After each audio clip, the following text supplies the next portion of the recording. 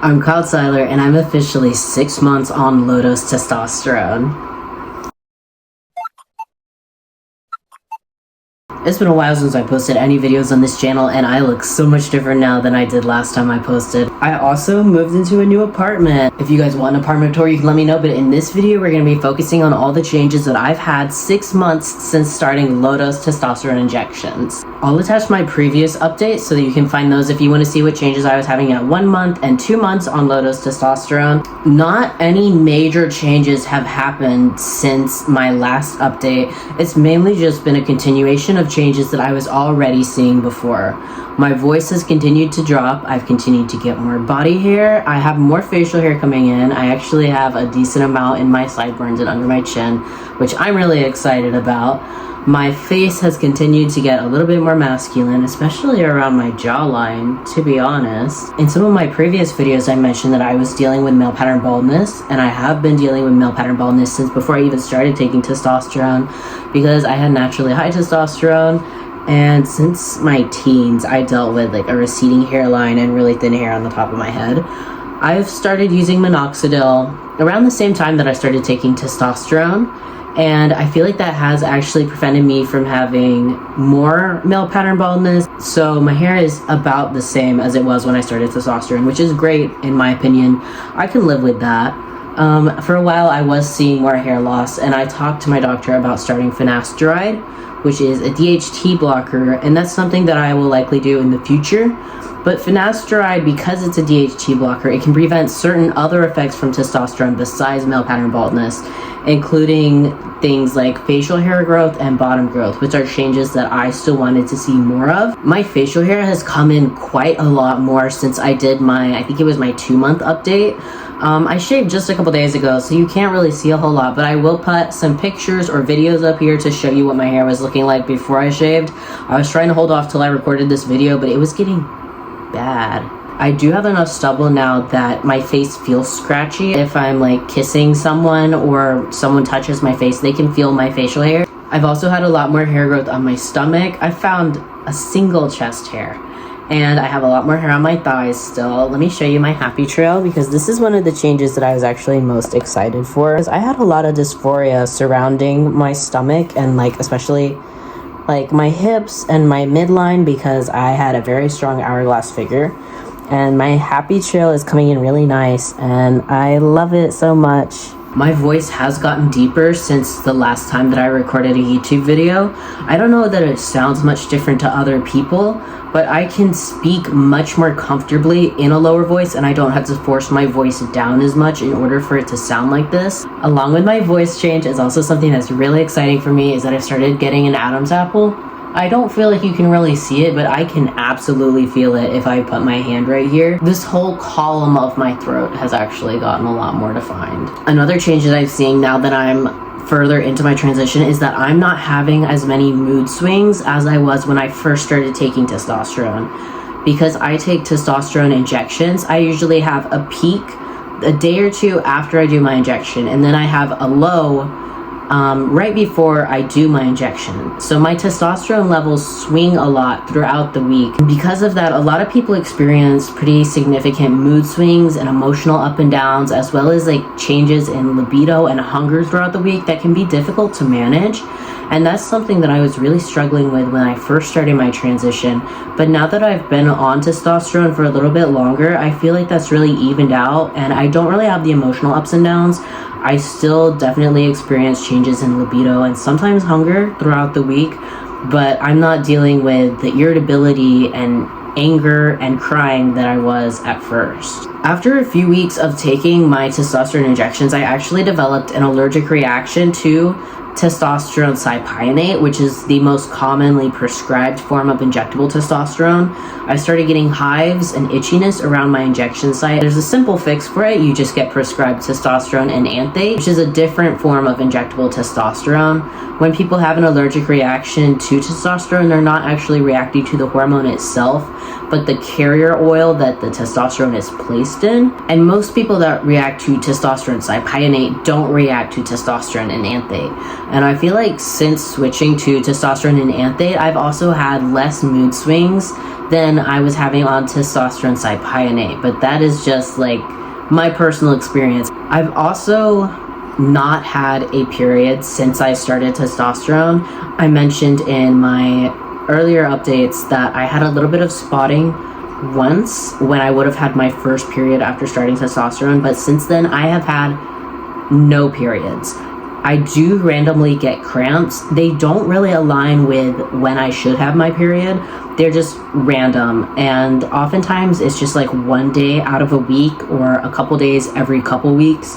It doesn't really align with a menstrual cycle, and it's not accompanied by any bleeding. It's literally just cramps, which is kind of annoying, but they are nowhere near as bad as they were when I was not taking testosterone, so I can't really complain. Another change that a lot of people considering taking testosterone really want to know about is bottom growth. I've not really had any major changes since my last updates, and I really recommend checking out my 1 month update if you want to know when the majority of my bottom growth changes happened and what that was like, because most of it happened on my first and second week taking testosterone, which is a really common experience. Since my last update, not a whole lot has changed. It's not changing as quickly as it did those first couple weeks, and a lot of the sensitivity and discomfort that I had before, I don't really deal with now, mainly because I've adjusted the way that I sit and walk, and because I've adjusted what kind of clothes I wear. But it's also just out of that awkward growing phase, and everything is comfortable now. It's really not as scary or extreme as a lot of people think it is. Just to give you guys kind of a vague idea of what kind of changes I've had with bottom growth from before I started testosterone up to now on 6 months. Before I started testosterone, everything down there was about the size of my pinky, and the glands was about the size of my pinky nail. Now that I've been on testosterone for 6 months, everything is about the size of my thumb, and the glands is about the size of my thumbnail. There's a little side by side so that you can get a better idea. And even at 6 months, I am still continuing to see very gradual, very slow growth, but it is still getting bigger. That's about it for the physical changes that I've experienced to starting testosterone, but there are some emotional changes that I really wasn't expecting. The main emotional change that I've noticed is so hard to describe, but it's like for the first time since my teens, I finally feel my age, and I feel so much older and more mature.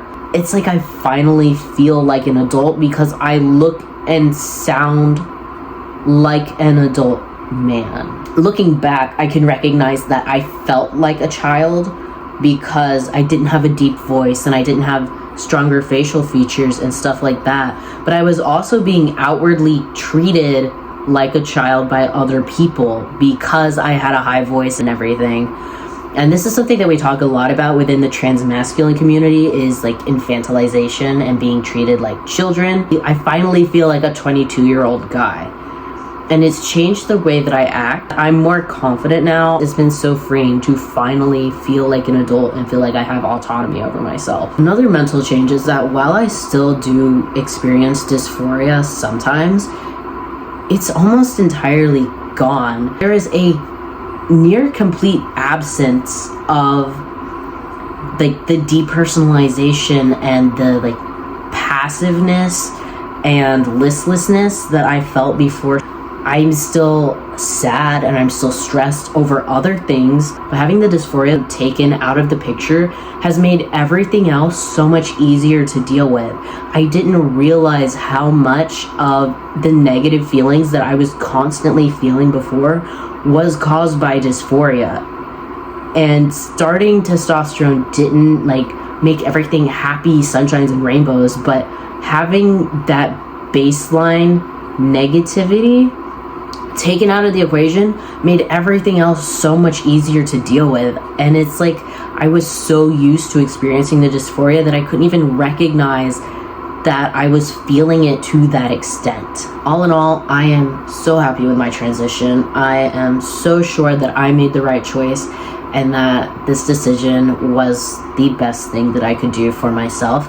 And I'm so grateful to all of you who donated money towards my transition fund to allow me to start this whole process. I hope that you find these videos helpful for understanding what changes you might experience starting HRT, but keep in mind that everyone's experience is different and everyone's timeline is different. I know especially that there's not a lot of information when it comes to low dose or microdose testosterone, so I want to share all the details that I can about my journey so that you can make a more informed decision about what is best for you in your transition. There's something so powerful and so liberating about sharing all the details I can about my transition when there are so many bigoted people that don't even want me to exist in the first place.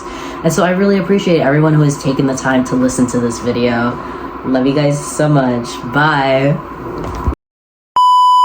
I'm back because I forgot to talk about acne. Over the last couple months, I started having a lot of breakouts along this lower portion of my face. I think it's mostly because I actually stopped taking testosterone for 2 or 3 weeks because I had to have some testing done, and that threw everything out of whack. I've actually really not had that bad of acne, but you can see I have several active spots on my face. Most of it is along this lower portion of my face, which is typical for hormonal acne. A little tip for you, putting raw honey on your acne spots really helps. Most of the time it clears them up overnight. I mainly struggle with hormonal acne even before starting testosterone, and honey is something that has never failed me. If possible, put it on and put band-aids over it and then wash it off in the morning after you've let it sit all night. But you can also just put it on for 15 or 30 minutes, but it has to be raw honey. I completely forgot to mention it earlier because compared to all the positive changes that I had, the acne is so insignificant. I don't care that much about how it looks, but it is painful, which that bothers me a little. But all in all, I can stand a little acne for all the other positive changes that I've had. Sorry, the Roomba is running in the background. There she is. But yeah, thanks for watching and bye for real this time.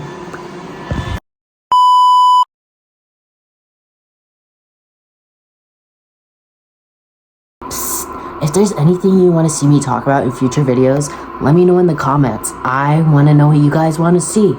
Thank you. Bye.